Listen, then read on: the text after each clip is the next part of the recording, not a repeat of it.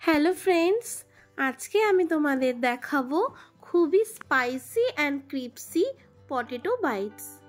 যদি বাড়িতে হঠাৎ কেউ চলে আসে, বন্ধু বান্ধব বলো বা আত্মীয় স্বজন, বা হঠাৎই সন্ধেবেলায় খুব ক্রিপসি বা স্পাইসি আর খুবই লাইট কোনো খাবার খেতে ইচ্ছা করে, তাহলে 3 মিনিটে বানিয়ে ফেলতে পারবে এই ক্রিপসি পটেটো বাইটস। তাহলে চলো দেখে নাও কিভাবে আমি এটা বানিয়ে নিই। দেখো, আমি একটা ফ্রোজেন প্যাকেট নিয়ে নিয়েছি, আর এটা কিন্তু আমি নিয়ারেস্ট রিলায়েন্স মার্কেট থেকে নিয়ে এসেছি। আর এই ফ্রোজেন প্যাকেটটা ছিল আমার মিডিয়াম, দেখো, যার দাম কিন্তু 150। তোমরা কিন্তু এর লার্জও পেয়ে যাবে।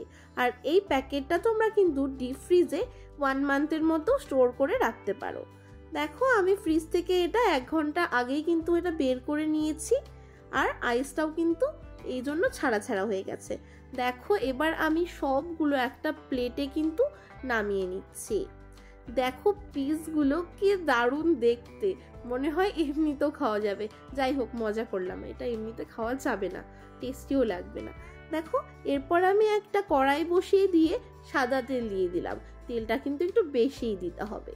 তেলটা খুব ভালো মতন গরম করে দেখো আমি সবগুলো কিন্তু পটেটো বাইটস দিয়ে দিলাম। আর খুব ভালো মতন করে আমি এটা নাড়াচাড়া করে দুপাশেই ভালো মতন ভেজে নেব মিডিয়াম ফ্লেমে।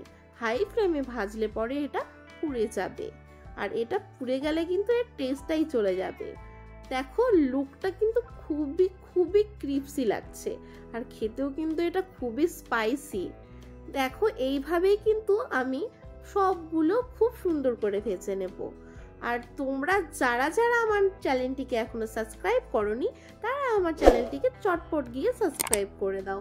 আর পাশে থাকা ঘন্টাটা কিন্তু অবশ্যই বাজিয়ে দেবে, সেটা কিন্তু ভুলবে না।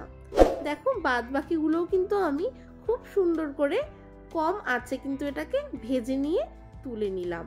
তাহলে আজকের আমার এই সুন্দর ক্রিপসি আর স্পাইসি পটেটো বাইটসের রেসিপিটা তোমাদের কেমন লাগলো অবশ্যই কিন্তু কমেন্টে জানাতে ভুলবে না।